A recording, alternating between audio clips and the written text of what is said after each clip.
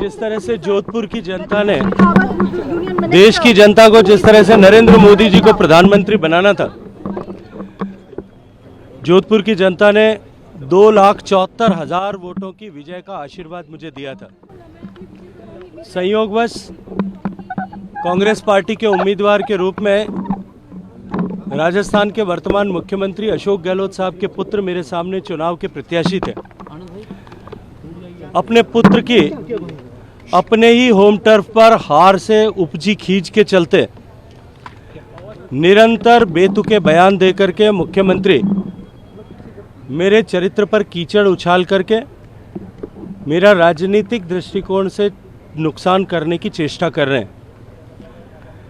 पिछले लगभग 3 साल से उन्होंने अनेक अवसर पर विधानसभा के पटल पर बात करते हुए, मीडिया को press conference, organise press conference में एड्रेस करते हुए, अनऑर्गेनाइज तरीके से बाइट देते हुए, गाड़ी में बैठ करके बाइट देते हुए, सड़क पर चलते हुए बाइट देते हुए, ऑडिटोरियम्स में भाषण देते हुए, पब्लिक रैली को संबोधित करते हुए बार बार एक ऐसी कोऑपरेटिव सोसाइटी जिसके साथ में जिसका न मैं प्राथमिक सदस्य हूँ, न मेरे परिवार का कोई सदस्य प्राथमिक सदस्य है, न मेरे परिवार का सदस्य कोई उसका डिपॉजिटर है, न मैं और मेरे परिवार का कोई सदस्य उसके बोरोवर हैं, न उसके डायरेक्टर हैं।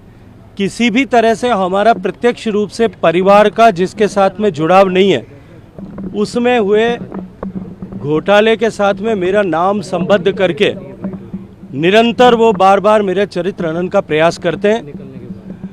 अब तो पराकाष्ठा इस स्तर तक पहुंच चुकी है कि उन्होंने जोधपुर में अभी हाल ही में 19 फरवरी को मीडिया से चर्चा करते हुए मुझे अभियुक्त करार दिया है। 21 तारीख को एक बार फिर जयपुर में 20 फरवरी को मेरे द्वारा सारा क्लैरिफिकेशन मीडिया के सामने रखने के बाद में एक बार फिर उन्होंने मीडिया से बात करते हुए उन्होंने फिर से मुझे अभियुक्त ऐसा करार दिया। और आज भी जब ये सूचना, आज मैं जब ये मानहानि का मुकदमा दायर करने वाला हूँ, ये सूचना जब उनके पास पहुँची है, उन्होंने मुझे एक बार फिर नई उपाधि घपलेबाज से नवाजा है। मैं इससे व्यथित होकर के कि निरंतर जिस तरह से उन्होंने मेरे चरित्र हनन का प्रयास किया, मैं शायद बर्दाश्त कर सकता था, लेकिन मेरी दिवंगत माताजी को भी उन्होंने अभियुक्त कह करके ऐसा सरेआम उनका अपमान उनके देवलोक गमन होने के बाद में करने की चेष्टा की है। इसी से व्यथित होकर के मैंने आज न्यायालय के समक्ष सेक्शन 500 में एक डिफेमेशन का सूट फाइल किया। Sir, this is a parallel development which is happening sir. आम आदमी पार्टी भी पीछे से सेंट्रल गवर्नमेंट को फायदा मिलता है। देखिए, मुझे लगता है कि वो विषय को जिस तरह की उनका स्वभाव है भटकाने की कोशिश कर रहे हैं। राजस्थान में वेरियस क्रेडिट कोऑपरेटिव सोसाइटीज़ जो काम करती थी, multi state credit cooperative societies, अगर मैं गलत नहीं हूँ तो 48 संख्या है, उसमें से 10 से ज़्यादा क्रेडिट कोऑपरेटिव सोसाइटीज़ लिक्विडेशन में है। आदर्श क्रेडिट कोऑपरेटिव सोसाइटी जिसके लिए कहा जाता है, पुलिस की रिपोर्ट्स में लिखा गया है कि उसमें 14,000 करोड़ रुपए का जो है वो साइफनिंग ऑफ मनी हुआ है।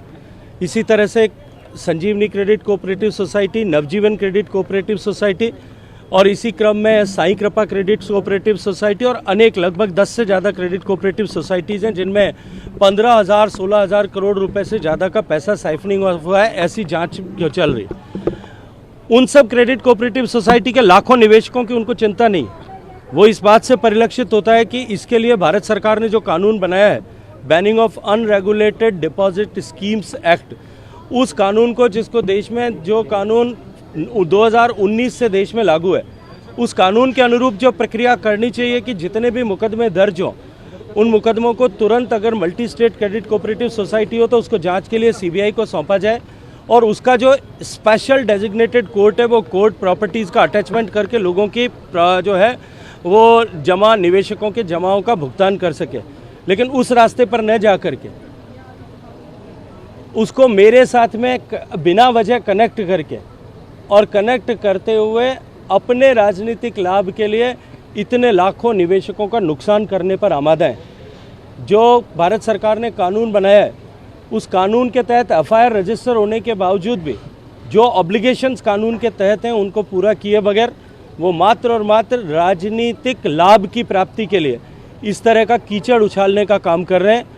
और इसी से व्यथित होकर के मैंने आज ये डिफेमेशन सूट फाइल। शेखावत साहब ने सेक्शन 500 की डेफेमेशन की क्रिमिनल डेफेमेशन के लिए क्रिमिनल कंप्लेंट फाइल करी है आज राउज एवेन्यू में, जिसको रजिस्टर कर लिया गया है और इस पर नोटिस हो गया और उनके बयान की डेट लगी है। इसमें सीएम राजस्थान के खिलाफ एलिगेशन है कि उन्होंने जानबूझकर जो है वो ऐसे स्टेटमेंट्स दिए हैं जो फैक्चुअली इनकरेक्ट हैं, जो फॉल्स हैं। तो वो फॉल्स स्टेटमेंट जो हैं वो उनकी मानहानि के लिए, उनको पॉलिटिकल डैमेज देने के लिए है। जैसे वो ये बता रहे हैं कि उनका इन्वॉल्वमेंट जो है वो संजीवनी कोऑपरेटिव सोसाइटी के केस में है। वो केस 2019 में रजिस्टर हुआ, उसके बाद 3 बार उसमें चार्जशीट हो गई। आज तक आईओ ने उन्हें कभी बुलाया नहीं, एफआईआर में वो नॉमिनेटेड नहीं है, चार्जशीट्स में कहीं उनका कोई रेफरेंस ही नहीं है।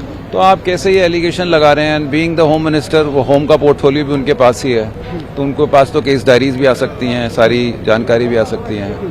फिर ये भाषण में ये कह देना कि इनके खिलाफ ऑफेंस प्रूव हो गया है, वो सारी चीजें, ऑफेंस प्रूव कब होता है? जब ट्रायल होता है। यहाँ तो एक्यूज ही नहीं है, तो आप ऑफेंस प्रूव कैसे कह रहे हैं? तो इस टाइप के जो डेफेमेटरी स्टेटमेंट्स हैं उनको लेके अब इन्होंने कंप्लेंट फाइल की है, जो रजिस्टर हुई है आज कोर्ट में।